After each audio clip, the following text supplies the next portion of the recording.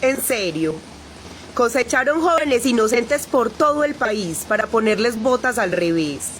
Pero Petro es el que incita al odio. Una serie de fotografías que muestran los montajes en los falsos positivos publica la revista Semana, que empieza a circular hoy. Las reveladoras imágenes muestran que a un hombre presentado como guerrillero le pusieron las botas al revés. Para los investigadores es imposible que una persona camine, y menos aún, combata con los zapatos truncados. Se dieron el lujo de boicotear la paz como pudieron, pero Petro es el que incita al odio. En los próximos días los colombianos vamos a tener la oportunidad de votar el plebiscito, que contiene una sola pregunta. ¿Está usted de acuerdo con lo firmado entre el gobierno y las FARC en La Habana? 5 razones para votar no en el plebiscito. Emprendemos la campaña por el no al plebiscito. El único partido político que hará campaña por el no es Centro Democrático. Manipularon a las personas para que quisieran seguir viviendo en mitad de la guerra y le dijeran no a la paz. ¿En qué país pasa eso? Pero Petro es el que incita al odio. Rezando, los miembros de la campaña por el no en Bogotá decidieron pasar la tarde de hoy, mientras que en Cartagena se firmaban los acuerdos entre las FARC y el gobierno. El no es silencioso, pero el no es fuerte, y el no va a demostrar el próximo domingo que este es un país verdaderamente rebelde, que le dice al presidente de las FARC que ustedes no pueden hacer lo que les da la gana. No quieren dejar que las personas decidan sobre sus trabajos, sobre sus derechos laborales, sobre sus futuros, personas que se ganan más de 50 millones de pesos, pero Petro es el dictador. Hoy el Senado de la República demostró que defiende la separación de poderes. Hoy le demostró a Gustavo Petro que no es el dictador que él cree. Yo creo que las culebras se matan por la cabeza,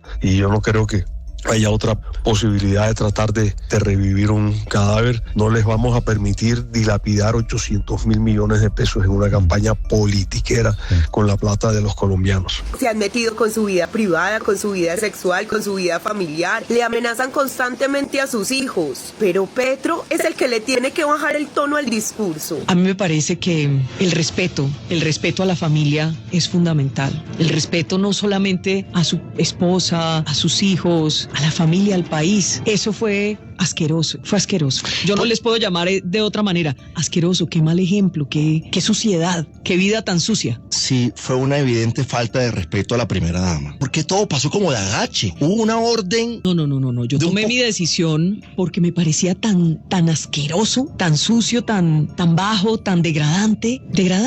Eso me parece que habla de lo que es Gustavo Petro como persona. Personas reconocidas del país han levantado toda clase de improperios y de insultos sobre menores de edad, sobre su hija menor. Pero Petro es el que tiene que cuidar sus palabras. Oye, ¿qué tal los panamericanos? Bien, ¿no? Sabroso paseando,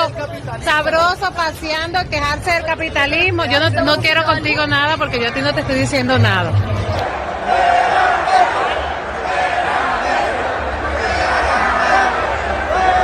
Cada vez que Petro habla nos da una clase de historia. Construyó Libertad, que fue el gran jinete emancipador de talla mundial en aquella época, de talla americana, que aún no puede olvidarse y no se olvidará, porque los seres humanos que luchan por la libertad son inolvidables. Cada vez que un uribista habla, nos sigue contando y nos sigue mostrando cómo son el peor karma que tiene este país. Vamos a aplicarle la motosierra de Milei al Estado. Hay que traer a Nayib Bukele para implementar el sistema carcelario de él. Criminal que no se someta a la justicia, se le da de baja. Un momento. Han ofrecido balín y bala en sus discursos los honorables precandidatos de la ultraderecha colombiana. Bala, balín, Correa, que plomo es lo que hay, que plomo es lo que viene. Pero Petro es el que está incitando al odio. Persona que tenga capucha, que vaya en contra de las personas, le quiero decir que en mi gobierno lo único que tendrá es balín. A todo el mundo, si le estoy dispuesto a darle balín a mi hijo, a mi papá, a mi mamá, a mi hermano, después del 7 de agosto, el que la haga la paga. En los años más resplandecientes del uribismo, por lo menos en mi pueblo, dejaron muertos hasta entre las paredes. Jugaron fútbol con extremidades corporales. Aquí se desplazó el 85% de toda la población. No se pueden contar los desaparecidos. Y nos van a venir a decir que este es el peor momento de Colombia. No podíamos llorar, si el que llorara pagaba con la cabeza. Imagínense, ni eso podíamos hacer, ni siquiera podíamos llorar a nuestros familiares estando muertos. Mi mamá la saca de donde están las mujeres. Alguien dice, saquemos a la última mujer. La escogieron a ella, la agarran por el pelo, le golpean el rostro tanto que todo su rostro, los huesos de la cara se los dañan. La patearon, la intrataron, la amarraron con un cáñamo y un hombre alaba de un lado y el otro. La ahorcaron, le metieron puñales y luego le dispararon. Así murió mi mamá. Cuando en los años más resplandecientes de Uribe fue que obtuvimos el primer lugar en desplazamiento interno, el primer lugar en siembra de minas antipersonales, el primer lugar en desapariciones forzadas. Si aquí tuvimos presidente que cuando le preguntaron por los jóvenes dijo, pues me estarían recogiendo café. Y Petro es el que le tiene que bajar al discurso y el que está sembrando el odio. Que los jóvenes desaparecidos de Soacha fueron dados de baja en combate. No fueron a recoger café, iban con propósitos delincuenciales y no murieron un día después de su desaparición, sino un mes más tarde. El señor Miguel Uribe no habían terminado de llegar con él al hospital para que ya salieran sus compañeros de su mismo partido a hacer campaña con su tragedia, a echarle toda el agua sucia al presidente y a hacer toda una parafernaria para desprestigiarlo. Fuerza, fuerza, mucha fuerza. Mucha fuerza, sí. No nos podemos dejar callar. Quieren que no estemos aquí, quieren que nos quedemos callados, pues no nos vamos a arrodillar ni por el carajo. Mucha fuerza, candidata.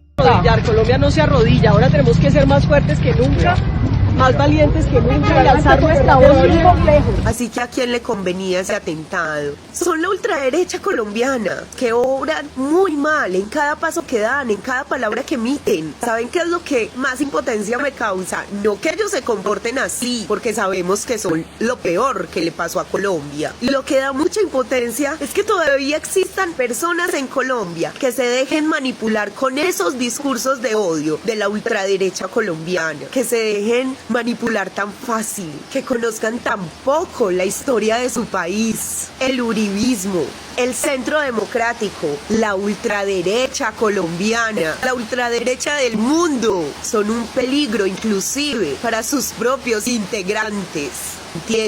Entiendan que en Colombia estamos saliendo desde el oscurantismo. Este es nuestro renacimiento criollo. Lo que aquí sucedió fue todo un holocausto que no comenzó Petro, pero que sí comenzamos a entender cómo salir de él, con él.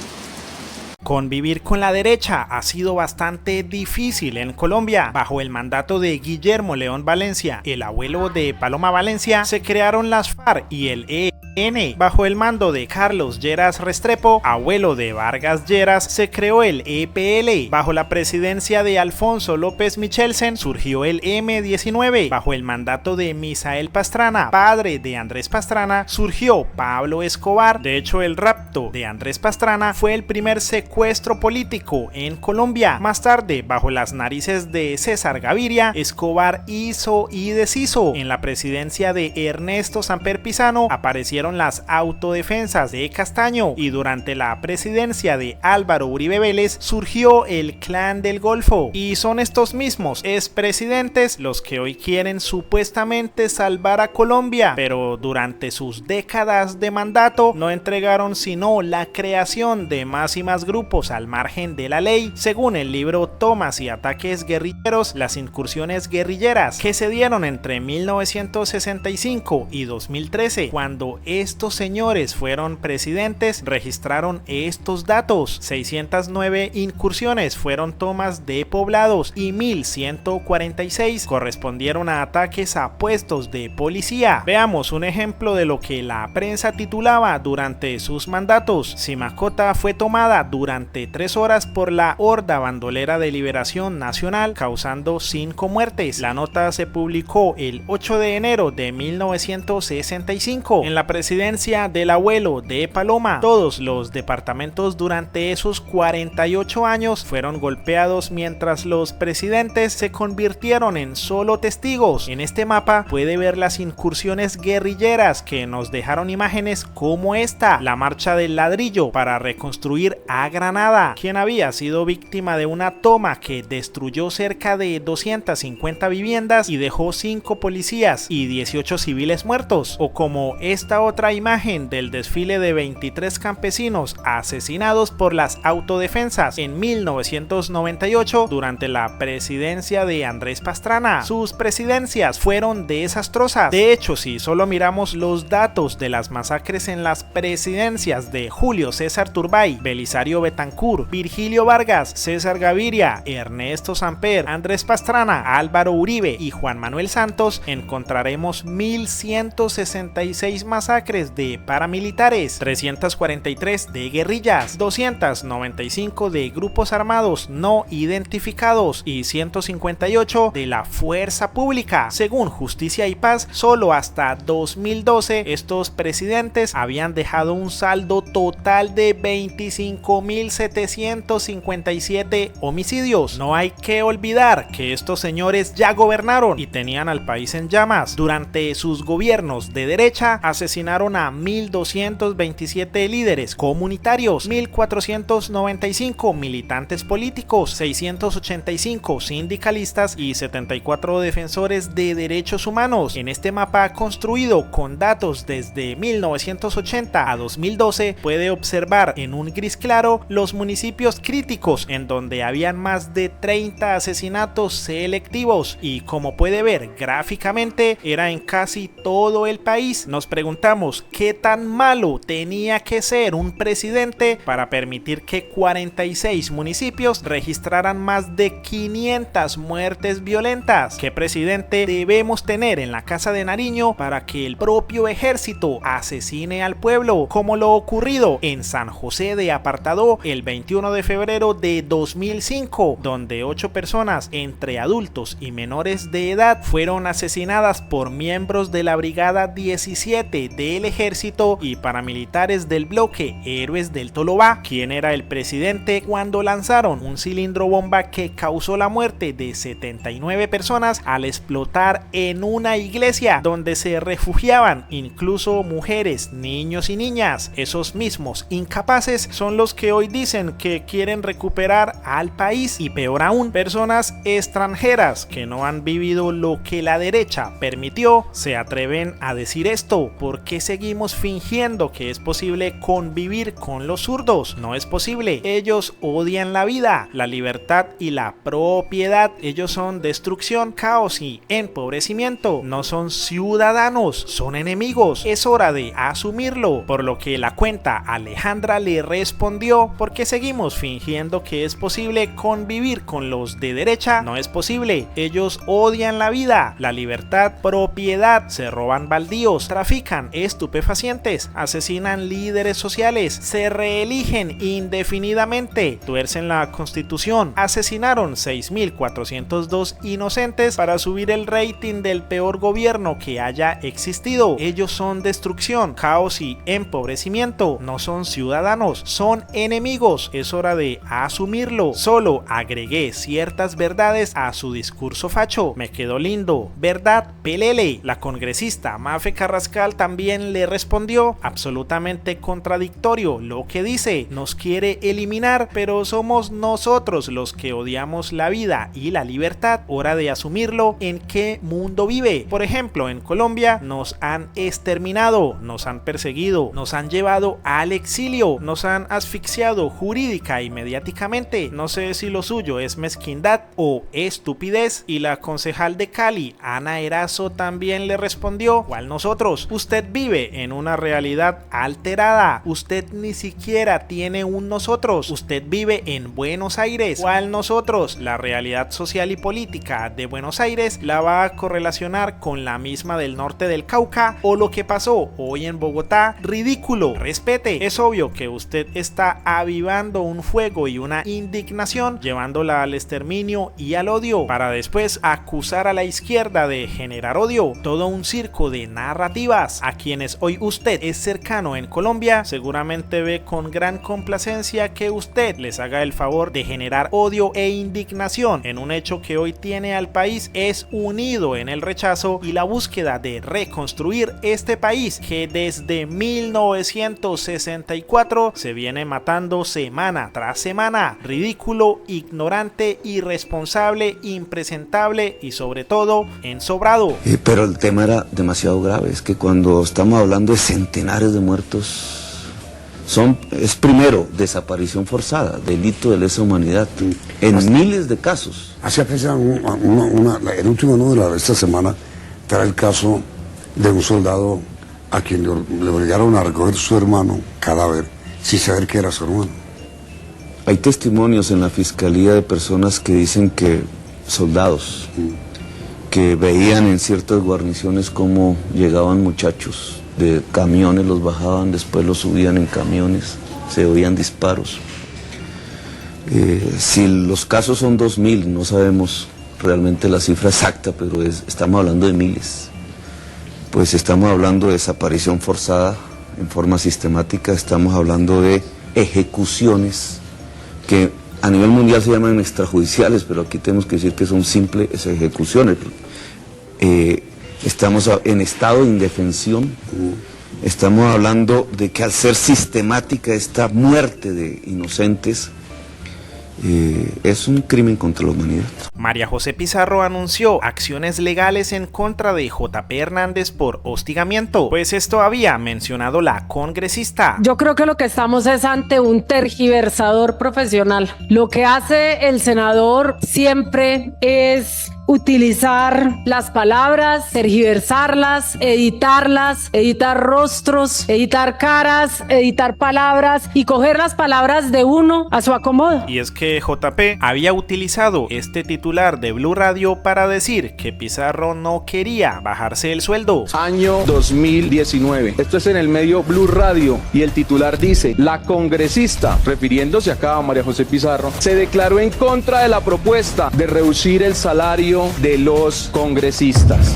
Sin embargo, esto respondió después de las acusaciones de JP. Vaya usted a esa misma entrevista de Blue, al final, no a la tergiversación de mis palabras, ni al titular de Blue. Vaya a mi entrevista y al final de la entrevista dice: estoy de acuerdo con la rebaja de los salarios de los congresistas. Aunque yo estoy de acuerdo con los salarios. Hay argumentos. Aunque yo estoy de acuerdo con los salarios. Hay argumentos. Ustedes son los representantes. ¿Ustedes no creen que deberían entonces ganar lo mismo que la gran mayoría de Yo estoy de acuerdo, un salario mínimo? No más tolerancia con el matoneo y el terror psicológico de JP Hernández. Mis palabras al tergiversador y promotor de mentiras. Puede mostrar eso, ¿por qué no les muestra también el final de la entrevista, donde está muy clara mi posición? Y lo que rige, senador, por encima de los titulares, es mi actuar en el Congreso de la República y mis votaciones en el Congreso de la República. Yo he votado que sí. Por favor, vaya y busque usted mismo la verdad. Vaya usted y mire. Pero su proyecto, senador, yo lo voté positivo. Y si no hubiera sido porque yo estaba presidiendo la plenaria en el Senado de la República, ese proyecto no habría pasado y usted mismo lo admitió. Además, Pizarro mencionó estas duras palabras refiriéndose al parlamentario. Pero además me amenazan antes de la discusión. Me amenazan con la técnica que han utilizado de manera recurrente y es tergiversar mis palabras, coger mis palabras, tergiversarlas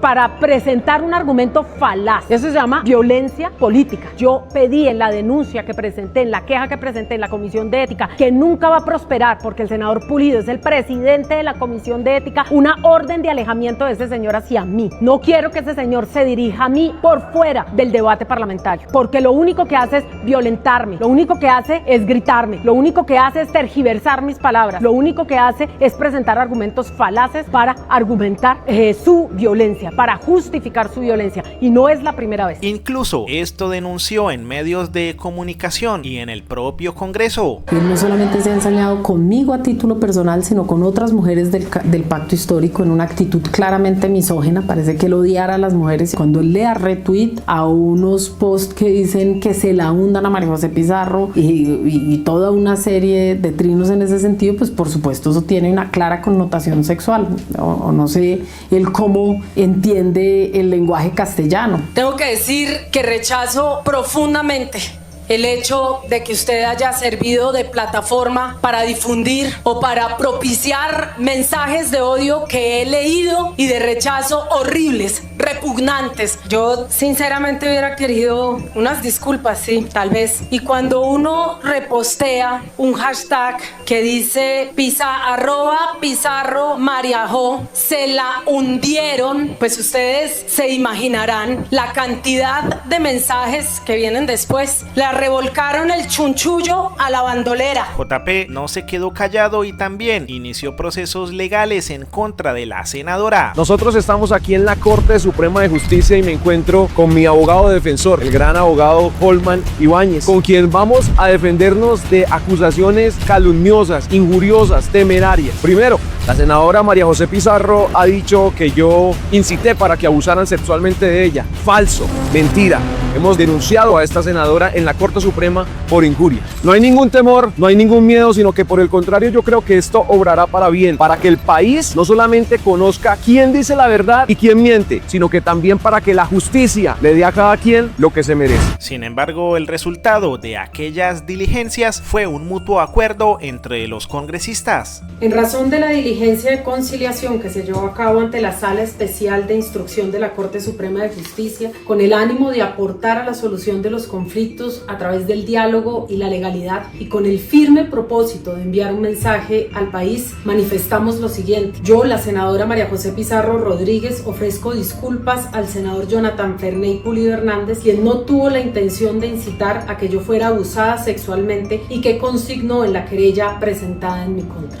En razón a la diligencia de conciliación que se llevó a cabo ante la Sala Especial de Instrucción de la Corte Suprema de Justicia el día de hoy, 9 de junio del 2025, con el ánimo de aportar a la solución de los conflictos a través del diálogo y la legalidad y con el firme propósito de enviar un mensaje al país, manifestamos lo siguiente. Yo, el senador Jonathan Ferney Pulido Hernández, le ofrezco disculpas a la senadora María José Pizarro Rodríguez por los actos en los que ella se sintió violentada como mujer y que consignó en la querella presentada en mi contra. Observemos cómo Néstor Morales presenta de forma despectiva a su invitado en Mañanas Blue. He dicho que es el cerebro jurídico de este decretazo, que es el papá de la criatura. Va a ser ministro de Justicia el exfiscal Eduardo Montealegre. Lo peor es que, como veremos, Néstor Morales inicia interrumpiendo incluso el saludo de su invitado. Doctor Montealegre, buenos días. Muy buenos días, Néstor. Gracias por la invitación. Un saludo para la mesa, para usted y para todos los oyentes de Blue Radio. ¿Cuándo se posesiona, ministro? Pero ojo, antes de que Néstor Morales y Ricardo Ospina se enfrentaran a Montealegre, se habían nutrido de los argumentos de Paloma Valencia, a quien nunca interrumpieron. 7:58, senadora Paloma Valencia. Buenos días, senadora. Néstor, buenos días. Un saludo cariñoso para ti, el equipo y los oyentes. Senadora, gracias. Además, veamos cómo un periodismo que debería ser imparcial cuando entrevista al que le gusta, cae en la fatal trampa de la adulación encubierta. Decide brincarse en la rama jurisdiccional. Y perdóneme, Néstor, que le explique a los compatriotas una cosa tan grave como lo que hizo el presidente Petro. Por favor, por favor. Póngase que la decisión... Incluso el periodista ya estaba dando su propio veredicto. Claro, prevaricato de todos los ministros, es decir, están extralimitándose en sus funciones. Y hay una contradicción en esas 31 páginas, seguramente será objeto de este estudio. Lo que también se puede evidenciar es el tipo de preguntas. A Montealegre le formulan preguntas con críticas implícitas. Pero yo quiero ir más allá. Desde luego. Si el Consejo de Estado acepta y anula de fondo el decreto de la convocatoria al decretazo, ¿ustedes van a aceptar esa nulidad o van a aplicar nuevamente la excepción de inconstitucionalidad ante una decisión del Consejo de Estado, doctor Montealegre? Mientras tanto, las preguntas hacia Paloma son más bien un vehículo de propaganda, pues apuntan más a desacreditar al gobierno que a sacarle respuestas a Paloma sobre el tema en cuestión. Sí, y sobre eso quiero preguntarle, senadora Paloma Valencia, porque el escenario y el momento que vive el país país es un momento de incertidumbre, de caos, de violencia. ¿Cuál es, en su opinión, el talante que deben tener en estos momentos de crisis los responsables del poder político, del poder judicial, del poder económico ante las amenazas que hay hoy en la democracia colombiana? Resulta contradictorio que Ricardo Ospina formule una pregunta apelando al ustedes. ¿Ustedes van a aceptar esa nulidad? Lo que obviamente desembocará en una respuesta basada en las ideas del mismo Montealegre. ¿Ustedes van a aceptar esa nulidad o van a aplicar nuevamente la excepción de inconstitucionalidad ante una decisión del Consejo de Estado, doctor Montealegre? Por eso no entendemos por qué el periodista, para criticar a Montealegre, le dice: eso es lo que usted considera. Pues va a prevalecer la definición de la Corte Constitucional. El gobierno... ¿Eso es lo que usted considera? Pues claro, es mi posición. ¿Es su postura? ¿Y qué pasaría? Si su pregunta tenía una obvia respuesta con los argumentos de Montealegre, ¿ustedes van a aceptar esa nulidad? allí podemos comprobar que joden por joder. ¿Eso es lo que gobierno... usted considera? Claro, es mi posición. ¿Es su postura? ¿Y qué pasaría? Ahora escuchemos cómo, sin filtro, se dirigen hacia los simpatizantes del gobierno. Siempre he sido partidario de una Asamblea Nacional Constituyente desde antes que me designaran como ministro y apoyaré esa iniciativa, mi querido Néstor. Sí. Pues, espero su voto el año entrante, Néstor, porque el año, si hay control constitucional de la Corte el año entrante, Colombia, con esta tesis de iniciativa popular el año entrante podríamos tener en el segundo semestre una Asamblea Nacional Constituyente ya conformada para que el 7 de agosto un presidente de la República pueda hacer los rediseños institucionales que necesita Colombia. ¿De casualidad están pensando que no haya elecciones el año entrante? No, de ninguna, no, de ninguna manera. Yo digo es que el presidente que llegue, estoy hablando del nuevo presidente de Colombia, no Petro, podría tener unas herramientas para ¿Cómo se me ocurre pensar eso? ¿Y cómo se me ocurre pensar que en una asamblea constituyente meten la reelección, cierto? El presidente fue claro, ya no se alcanza. ¿Qué credibilidad tiene un presidente que hizo campaña prometiendo que no iba a haber asamblea constituyente y ahora usted me dice mi objetivo es sacar adelante la constituyente? Yo estoy de acuerdo. Esas constituyentes, usted lo sabe mejor que yo, sabemos cómo arrancan, no cómo terminan. Los lagartos del petrismo al día siguiente proponen la reelección presidencial. No, porque ya el presidente está por fuera, no aspira a la reelección, lo dijo claramente ayer, y en este momento el presidente de la República puede ser reelegido, no inmediatamente, pero sí en un periodo posterior. Andrés Pastrana puede ser reelegido porque lo que se prohíbe es la reelección inmediata, no la reelección posterior. Entonces ya el presidente dijo que no aspiraba a ningún tipo de reelección. Doctor Montealegre, son las 9 de la mañana, 14 minutos. Le agradezco estos minutos para los oyentes de Blue Radio y le agradezco todas las herejías, se van a ser muy útiles para entender este momento. Feliz día, doctor Montealegre. Me van a excomulgar. Gracias, Néstor. Un saludo a todos. No va a ser la primera vez.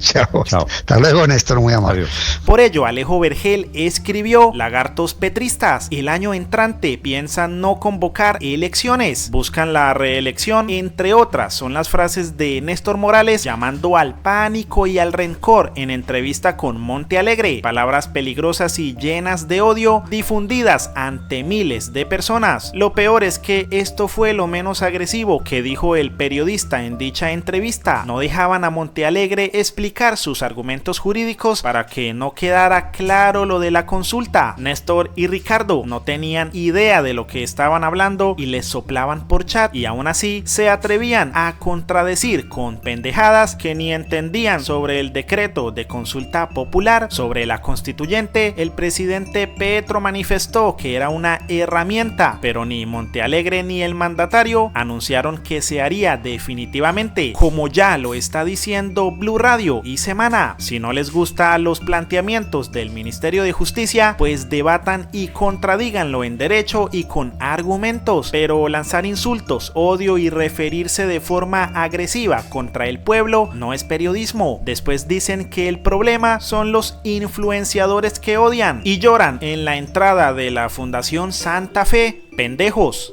Alguien llamado Edgar Castro, Mastro Domenico, ha hecho las siguientes publicaciones. Días para que termine el circo, 513 días. ¿Qué le pasó a la señora? Votó por Petro y tenía cita mañana en la embajada norteamericana para solicitar una visa. Y a Petro, ¿por qué no lo invitan a esas rumbitas de puerto? ¿A los cuantos muertos reaccionará el señor presidente? Por lo que podemos concluir que el señor es un acérrimo antipetrista. Desde varias cuentas de TikTok se dedica a hacer bailes para la plataforma. Tengo poquito, pero es grano. Tengo para abrirte champaña.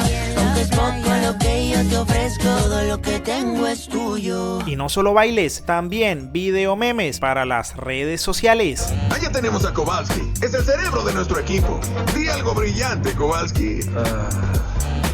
¿Ves? Él opera en otro nivel elevado. Y Rico, nuestro experto en demolición.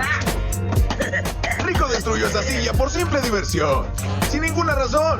Como podemos observar, este video fue grabado en MDOL, la Clínica del Dolor Región Caribe. En las redes sociales de la clínica encontramos esta foto de un procedimiento para tratar el dolor lumbar crónico. El doctor también aparece en la nómina de la Clínica Bonadona Porvenir de Barranquilla. Su especialidad es la medicina del dolor y en la misma clínica exponen que son humanización y educación, dos palabras que tendremos en cuenta para más adelante.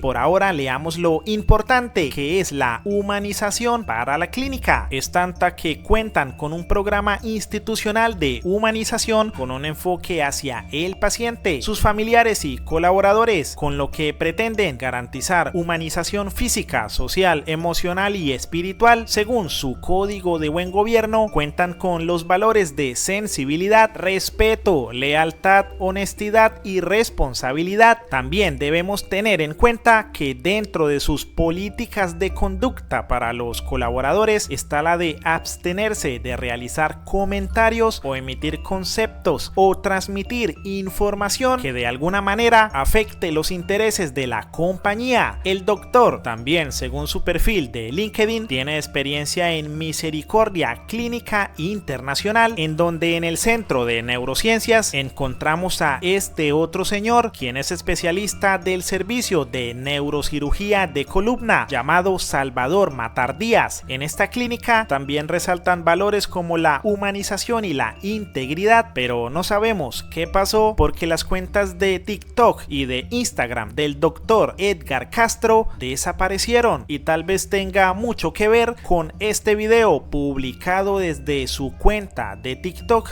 Y debatiendo sobre la vida de Miguel Salvador Mata, Edgar Castro.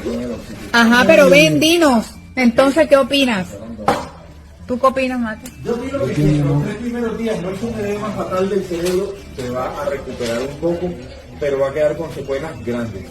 El ángulo del tiro, afortunadamente, fue en grado ascendente y pega y rebota en la cabeza. Entonces disminuye su energía y su fuerza inercial. Time. Y puede que quede con lesiones en la región cortical y cerebral también, cerebral. Mira, que para ustedes está hablando Edgar Castro. Escúchame. Que con medio cerebro puede ser mejor presidente que la porquería esa que tenemos ahí. No, sí, totalmente de acuerdo. Eso sí es verdad. Matar, tú debiste haber dicho eso, que con medio cerebro teníamos mejor presidente. Y entonces, Edgar Castro, doctor Edgar Castro, ¿qué más puedes decir con respecto a lo que... Hemos tenido al menos como 4 presidentes sin cerebro, ahora estos van con medio cerebro, les gana, ahora, por goleada. Matar, ¿tú qué opinas? No, mi amigo, no opines nada. Yo opiné bastante. Ya no digas nada. Un regaño de mi hija y de mi hijo.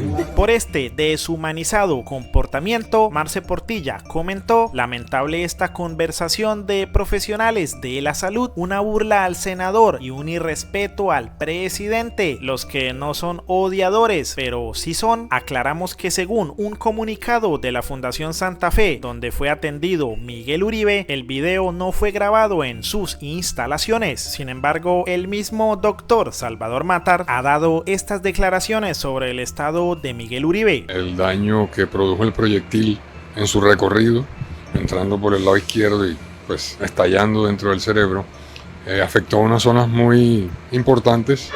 Tiene que ocurrir un milagro como para que se salve. Y si se llegase a salvar, las secuelas son bastante severas. El paciente no va a poder, va a estar, permanecer en coma, una persona ahí en cama que va a ser completamente dependiente de nosotros, de los demás. Y mentalmente afectado tremendamente. Yo no creo que él vuelva a ser la persona que fue. Una onda de calor que produce la bala alrededor del tejido cerebral, que es bien delicado. Entonces eso hace un daño secundario. 24, 72 horas se va afectando más y más.